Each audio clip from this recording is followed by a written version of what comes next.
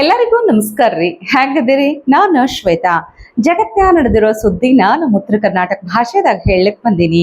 ಮಸ್ತ್ ಚಹಾ ಕುಡ್ಕೋತ ಖಡಕ್ ಮಿರ್ಚಿ ಮಂಡಕ್ಕಿ ನೋಡ್ರಿ. ಒಂದು ಚಪ್ಪಲಿಯ ಕಥೆಯ ಮುಂದುವರೆದ ಭಾಗ ಬಂದೈತಿ, ಹೇಳ್ತೀನಿ ಕೇಳ್ರಿ. ಕಾಂಗ್ರೆಸ್ ಶಾಸಕರಾದಂತಹ ಪ್ರದೀಪ್ ಈಶ್ವರ್ ಅವರ ವಿರುದ್ಧ ಘೋಷಣೆ ಒದರಿ ಏನ್ ಚಪ್ಪಲಿ ಒಗದ್ರ ನೋಡ್ರಿ. ಈ ಪ್ರಕರಣಕ್ಕೆ ಸಂಬಂಧಪಟ್ಟಂಗ ಒಂದು 4 ಮಂದಿ ವಿರುದ್ಧ ಕೇಸ್ ಹಾಕಿದ್ರು. ಈ ಕೇಸಿಗೆ ಈಗ ಹೈಕೋರ್ಟ್ ತಡೆಯಾಜ್ಞೆ ಕೊಟ್ಟೈತಿ. ಶಾಸಕರಿಗೆ ಖರೆ ಅವಮಾನ ಆಗಿತ್ತಂದ್ರ ಮಾನನಷ್ಟ ಕೇಸ್ ಹಾಕ್ಬೇಕಾಗಿತ್ತು. ಅದನ್ನು ಬಿಟ್ಟು 800 ಮಂದಿಯಾಗಿ 4 ಮಂದಿ ವಿರುದ್ಧನೇ ಕೇಸ್ ದಾಖಲಿಸಿದ್ ಯಾಕಂತ ಹೇಳಿ ಚಿಕ್ಕಬಳ್ಳಾಪುರ ಪೊಲೀಸರಿಗೆ ನ್ಯಾಯಮೂರ್ತಿ ಎಂ ನಾಗಪ್ರಸನ್ನ ಅವರಿದ್ದ ಹೈಕೋರ್ಟ್ ಪೀಠ ಪ್ರಶ್ನೆ ಹಾಕೈತಿ. ಇದಕ್ಕೀಗ ಉತ್ತರ ಕೊಡಬೇಕಂತ ಹೇಳಿ ಕೇಸಿಗೆ ಹೈಕೋರ್ಟ್ ತಡೆಯಾಜ್ಞೆ ಕೊಟ್ಟೈತಿ. ತಮ್ಮ ವಿರುದ್ಧ ಹಿಂಗ ಘೋಷಣೆ ಒದರ್ಲಿಕ್ಕತ್ತಿದ್ದಂತಹ ಕಾರ್ಯಕರ್ತರಿಗೆ ಏನೋ ತಿರುಗೇಟು ಕೊಡಬೇಕು, ಪೋಸ್ ಕೊಡ್ಬೇಕಂತ ತೋಳ ತಟ್ಟಿ ಮೀಸಿ ತಿರುವಿ ಭಯಂಕರ ಬಿಲ್ಡಪ್ ಕೊಟ್ಬಿಟ್ಟಿದ್ರು. ಇದರಿಂದ ಮತ್ತೆಷ್ಟು ಸಿಟ್ಟಿಗೆದ್ದು ಬಿಟ್ರು ನೋಡ್ರಿ ಕಾರ್ಯಕರ್ತರು. ಹಿಂಗಾಗಿ ಸೀದಾ ಕಾಲಾಗಿಂದ ಕೈಯಾಗ ತಗೊಂಡು ಒಗದು ಬಿಟ್ರು. ಪಟ್ ಅಂತ ಪೊಲೀಸರು ಅವ್ರನ್ನ ತಗೊಂಡ್ರು ಬಿಡ್ರಿ ವಶಕ್ಕೆ. ಆದ್ರೂ ಇದಕ್ಕೆ ಸಂಬಂಧಪಟ್ಟಂಗ ಏನ್ರ ಬಂದು ಮಾಡ್ಬೇಕಲ್ಲ ಅಂತ ಹೇಳಿ ಹೈಕೋರ್ಟ್ ತನಕ ಹೋಗ್ಯಾರ. ಈಗ ಈ ಕೇಸಿಗೆ ಹೈಕೋರ್ಟ್ ತಡೆಯಾಜ್ಞೆ ಕೊಟ್ಟೈತಿ.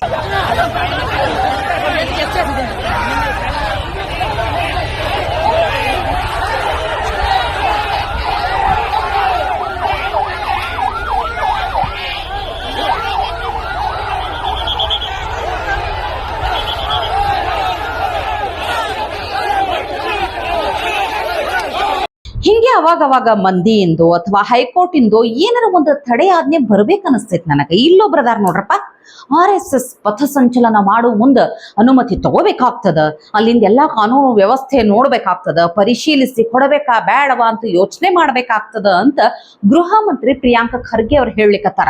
ಅವ್ರು ಹೇಳಿದ್ದನ್ನ ಕೇಳ್ಬೇಕು ನೀವು. ಒಂದ್ ರೀತಿ ಹೆಂಗದ ಗೊತ್ತಾ, ಎಲ್ಲ ನನ್ನ ಕೈಯಾಗೆ ಅದ. ಈಗ ನಾನು ಅನುಮತಿ ಕೊಟ್ರ ಕೇಳ್ರಿ, ಇವ್ರಿಗೆ ಪಥಸಂಚಲನ ಮಾಡ್ಲಿಕ್ಕೆ ಬಿಡುದಿಲ್ಲ ಅನ್ನೋ ಥರಾನೇ ಅದ ನೋಡ್ರಿ. ನಡೀಲಿ, ಅದೇನು ಖಾಸಗಿ ಕಾರ್ಯಕ್ರಮ ಅಲ್ಲ. ಅನುಮತಿಯನ್ನು ಪಡ್ಕೊಂಡಿದ್ದಾರೆ. ಪ್ರೈವೇಟ್ ಫಂಕ್ಷನ್ಗೆ ನಮ್ಮ ಅನುಮತಿ ಬೇಕಾಗಿಲ್ಲ. ಬೀದಿಗಿಳಿದ್ರೆ ಅನುಮತಿ ಬೇಕಾಗ್ತದೆ.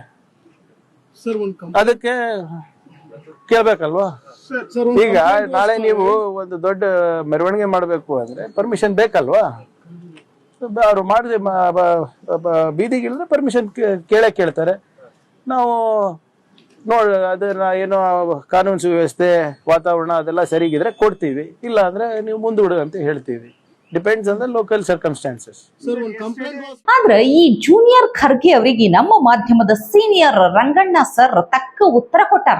ಒಂದು ರೀತಿಯಲ್ಲಿ ಪ್ರಿಯಾಂಕ ಖರ್ಗೆ RSS ಮಂತ್ರಿ, RSS ವಿರೋಧಿ ಮಂತ್ರಿ, RSS ಮಂತ್ರಿ ಅಂತ ಇಟ್ಕೊಳ್ಳಿ. Subject matter RSS sir. Sir ಖಾತೆ ಏನು ಅಂದ್ರೆ RSS ಹಂಗೆ ಹೇಳ್ಬೇಕು ಅಷ್ಟೇ. ಅಷ್ಟೇ.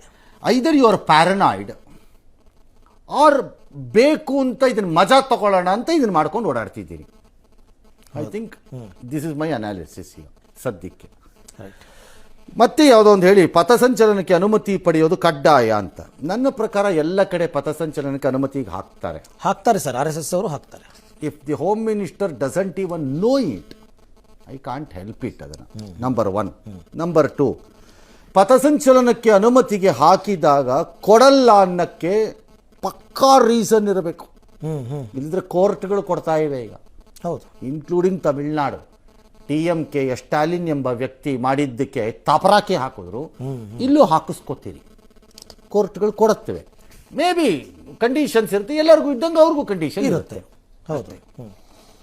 Still home minister thinks he can do lot of things ಅಂತ ಅನ್ಕೊಂಬಿಟ್ಟಿದ್ದಾರೆ. ಏಕಮೇವ ದ್ವಿತೀಯನಾಗಿ ನಾನು ಇದನ್ನೆಲ್ಲ ಮಾಡ್ತಾ ಇದ್ದೀನಿ ಅನ್ಕೊಂಡಿದ್ದಾರೆ.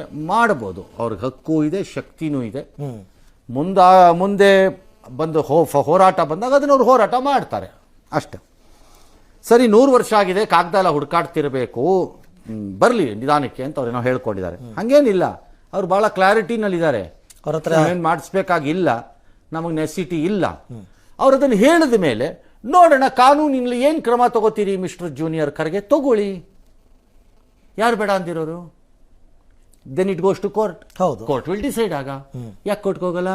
ಅದನ್ನ ಈಗಾಗಲೇ ಮಾಡಬೇಕಾಗಿತ್ತು. ಯಾಕೆ ಹೋಗಲ್ಲ? ಬಿಕಾಸ್ ಇದೀಗೆ ಜೀವಂತವಾಗಿದ್ದರೆ ನಿಮ್ಗೆ ಒಂದಷ್ಟು ಪಬ್ಲಿಸಿಟಿ. ಹೌದು ಬಿಡ್ರಿ, ಗ್ರಾಮೀಣಾಭಿವೃದ್ಧಿ ಖಾತೆ ಆಯ್ತು, IT BT ಖಾತೆ, ಗೃಹ ಇಲಾಖೆ, ಯಾವ್ದು ಖಾತೆ ಕೊಟ್ರು ಅವ್ರಿಗೆಲ್ಲಕ್ಕಿನ ಫೇವರೇಟ್ ಅಂದ್ರೆ ಅದು RSS. ಇದೇ RSS ಟಾಪಿಕ್ ಅನ್ನೇ ಒಂದು ಇಲಾಖೆ ಅಂತ ತಿಳ್ಕೊಂಡು ಯಾವಾಗ್ಲೂ ಅದ್ರ ಬಗ್ಗೆನೇ ತಲೆ ಕೆಡ್ಸ್ಕೊತಾರಲ್ಲ, ಬಹಳ ಶ್ರದ್ಧೆ ಅದ ಬಿಡ್ರಿ. ಇನ್ನು ಈ ಉತ್ತರ ಪ್ರದೇಶದ ಪ್ರತಾಪ್ಗಢದಾಗ ಮುಖ್ಯಮಂತ್ರಿ ಯೋಗಿ ಆದಿತ್ಯನಾಥ್ ಅವರು ವಕ್ಫ್ ಮಂಡಳಿ ವಿರುದ್ಧ ಗುಡುಗ್ಯಾರ. ಅಷ್ಟೇ ಅಲ್ಲ, ಈ ವಕ್ಫ್ ವಿಷಯ ಬಂದಾಗೆಲ್ಲ ಸಮಾಜವಾದಿ ಪಾರ್ಟಿ ಆಗಿರ್ಬೋದು, ಕಾಂಗ್ರೆಸ್ನವ್ರು ಆಗಿರ್ಬೋದು, ಯಾಕೆ ಬಾಯಿ ಮುಚ್ಕೊಂಡು ಕುಂತಿರ್ತಾರ, ಅಗದಿ ಫೆವಿಕಾಲ್ ಹಚ್ಚಿ ಅಂಟಸ್ದಂಗ ಮುಚ್ಕೊಂಡು ಕುಂತಿರ್ತಾರ ಯಾಕಂತ ಹೇಳಿ ಪ್ರಶ್ನೆ ಮಾಡ್ಯಾರ. ವಕ್ಫ್ ಮಂಡಳಿ ಬಡೂರು ಜಮೀನನ್ನ ಕಬಳಿಸೈತಿ, ಹಿಂದೂ ದೇವರ ಗುಡಿಗಳನ್ನ ಕಬಳಿಸೈತಿ, ಇಷ್ಟಾದ್ರೂ ಯಾಕೆ ಏನೂ ಚಕಾರನೇ ಎತ್ತುವುದಿಲ್ಲ ಅಂತ ಹೇಳಿ ಯೋಗಿ ಆದಿತ್ಯನಾಥ್ ಆವಾಜ್ ಹಾಕ್ಯಾರ ನೋಡ್ರಿ. मैं समाजवादी पार्टी और कांग्रेस के लोगों से पूछना चाहता हूं, अयोध्या में जिस कथित चोरी पर तुम हिंदू आस्था पर खिलवाड़ कर रहे हो, एक भी बार बताओ वक्फ के नाम पर हजारों हेक्टेयर लैंड प्रदेश में भी और देश के अंदर भी बेची गई? एक भी बार ये लैंड गरीब की थी, कमजोर तबके के लोगों की थी। ये लैंड जिसको गरीबों के नाम पर पट्टा दिया जा सकता था, जहां पर कन्वेंशन सेंटर बनाया जा सकता था, जहां पर किसी राजेंद्र मौर्य जैसे किसी गरीब व्यापारी के लिए दुकानें और व्यापारिक प्रतिष्ठान बनाए जा सकते थे, जहां से वह अपनी प्रतिभा और अपनी कारीगरी का परिचय देकर के दुनिया को देता, इन्होंने वक्फ के नाम पर उस लैंड को कब्जा करवा करके बेच करके और कुछ चंद चुनिंदे लोगों ने वक्फ के नाम पर उस लैंड का वारा न्यारा किया है। एक भी बार कांग्रेस और समाजवादी पार्टी बोली नहीं, एक भी बार बोली नहीं। अयोध्या के बारे में तो मैंने पिछले दिनों ही कहा था, अयोध्या में श्री राम जन्मभूमि तीर्थ क्षेत्र न्यास ने उत्तर प्रदेश सरकार से SIT के गठन की बात की थी और मैंने कहा था SIT दूध का दूध और पानी का पानी करके रहेगी। और बहनों और भाइयों, अयोध्या में SIT ने जो जांच की, प्रारंभिक रिपोर्ट के आधार पर ट्रस्ट ने कार्रवाई करते हुए FIR दर्ज कराई। FIR के आधार पर जिनके खिलाफ साक्ष्य थे उसके आधार पर कार्रवाई भी हुई है। लेकिन मैं कहता हूं, वक्फ के नाम पर समाजवादी पार्टी और कांग्रेस के लोगों के मुंह पे फेविकोल क्यों लग जाता है? क्यों इनका मुंह बंद हो जाता है? कैसे लोग हिंदुओं के धार्मिक स्थलों पर हिंदुओं के द्वारा दिए गए पैसे का दुरुपयोग कब्रिस्तान की बाउंड्री के नाम पर करते थे? ಇನ್ನು ನಮ್ಮ ಹೆಮ್ಮೆಯ ಪ್ರಧಾನಿ ನರೇಂದ್ರ ಮೋದಿಜಿ ಇಂಡೋನೇಷ್ಯಾ ಪ್ರವಾಸದಾಗ ಅದಾರ. ದರಸಲ ವಿದೇಶ ಪ್ರವಾಸ ಹೋದಾಗ ನಮ್ಮ ಭಾರತದ ಚಿತ್ರಣ ಹೆಂಗೈತಿ ಬೇರೆ ಬೇರೆ ರಾಷ್ಟ್ರಗಳಲ್ಲಿ ಅನ್ನೋದು ಗೊತ್ತಾಗ್ತದೆ ನೋಡ್ರಿ. ಹಿಂದೆಲ್ಲ ನಮ್ಮ ದೇಶದ ಪ್ರಧಾನಿ ಬೇರೆ ದೇಶಕ್ಕೆ ಹೋದಾಗ ಹೆಂಗಿರ್ತಿತ್ತು, ಅದೇ ಈಗ ಮೋದಿ ಹೋದಾಗ ಹೆಂಗಿರ್ತೈತಿ, ಆ ಭವ್ಯವಾದ ಸ್ವಾಗತ, ಭಾವನಾತ್ಮಕ ದೃಶ್ಯ ನೋಡ್ಬೇಕು ನೀವು.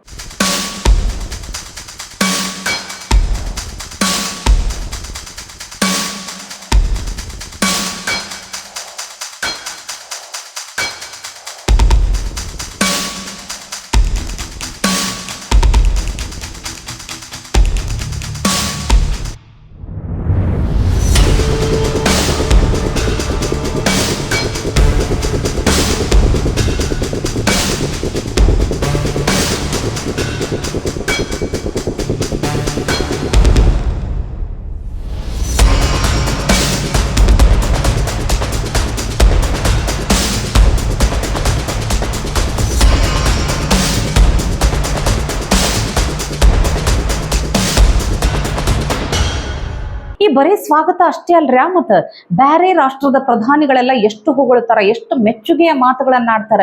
ಈ ಮಾತುಗಳನ್ನಂತೂ ಕೇಳಿಸ್ಕೊಳ್ಳೇಬೇಕು. ಇಂಡೋನೇಷ್ಯಾ ಅದಕ್ಕೂ ಮುಸ್ಲಿಮ್ರೇ ಹೆಚ್ಚಿರುವಂತಹ ದೇಶ, ಅದು ಅಂಥ ದೇಶದ ಅಧ್ಯಕ್ಷ ಪ್ರಬೋವೋ ಸುಬಿಯಾಂಟೋ ಪ್ರಧಾನಿ ನರೇಂದ್ರ ಮೋದಿ ಅವರಿಗೆ ಅಡ್ರೆಸ್ ಮಾಡಿ ಹೇಳ್ತಾರ, ನಮ್ಮ ದೇಶದಾಗ ಬಹಳಷ್ಟು ಸಮಸ್ಯೆಗಳನ್ನು ನಾವು ಎದುರಿಸ್ಲಿಕ್ಕತ್ತೀವಿ, ಅದನ್ನ ಪರಿಹರಿಸ್ಲಿಕ್ಕೆ ಇನ್ನೂ ನಮಗೆ ಆಗಿಲ್ಲ ಅಂತ ನಾನು ನೇರವಾಗಿ ಹೇಳ್ತೀನಿ. ಅದ್ರಾಗ ಯಾವ ಮುಜುಗರ ಇಲ್ಲ. ಆದ್ರ ಮೋದಿಜಿ ಭಾರತದಾಗ ಮಾಡಿದಂತಹ ಎಲ್ಲಾ ಕೆಲಸಗಳು ಯೋಜನೆಗಳು ಯಶಸ್ವಿ ಆಗಿರೋದನ್ನ ನಾವು ನೋಡಿವಿ.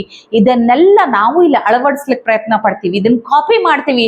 ಪುಣ್ಯಕ್ಕೆ ನೋಡ್ರಿ ನರೇಂದ್ರ ಮೋದಿಜಿ ಮಾಡಿರುವಂತಹ ಯೋಜನೆಗಳು ಕೆಲಸಗಳಿಗೆ ಯಾವುದು ಕಾಪಿ ರೈಟ್ ಇಲ್ಲ ಅಂತ ಹೇಳಿ ಎಷ್ಟು ಹಾಡಿ ಹೊಗಳ್ತಾರ. I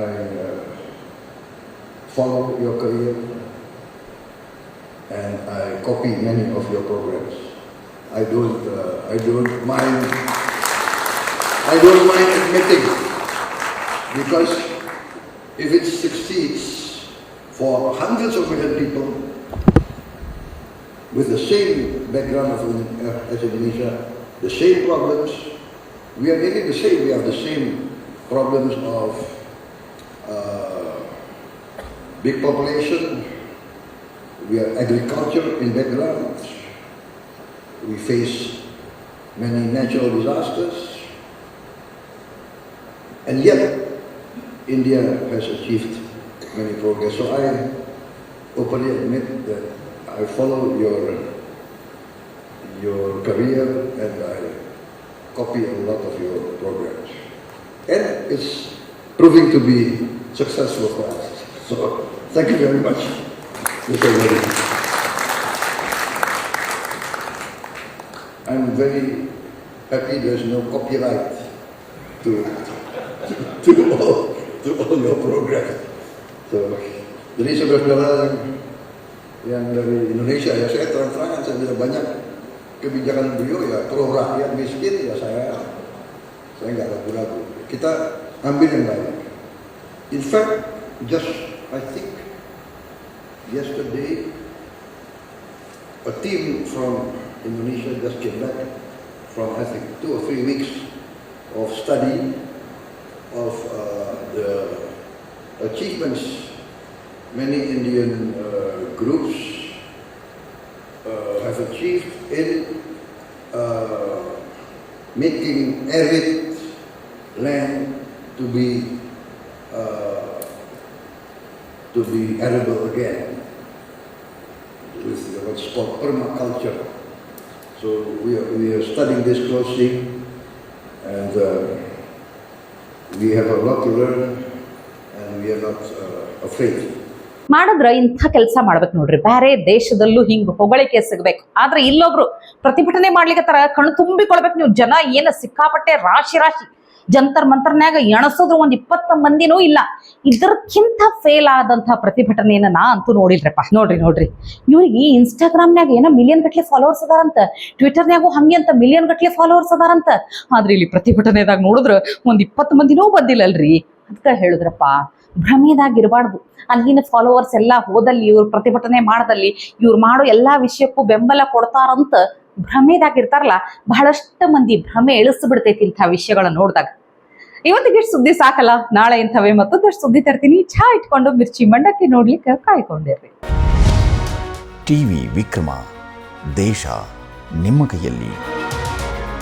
ಈ ಕಾರ್ಯಕ್ರಮ ನಿಮಗೆ ಇಷ್ಟ ಆಗಿದ್ದಲ್ಲಿ ಲೈಕ್, ಶೇರ್ ಹಾಗೂ ಕಮೆಂಟ್ ಮಾಡಿ. ಟಿವಿ ವಿಕ್ರಮದ ಕಾರ್ಯಕ್ರಮಗಳನ್ನು ನಿರಂತರವಾಗಿ ವೀಕ್ಷಿಸಲು ಸಬ್ಸ್ಕ್ರೈಬ್ ಮಾಡಿ, ಬೆಲ್ ಐಕನ್ ಒತ್ತಿ.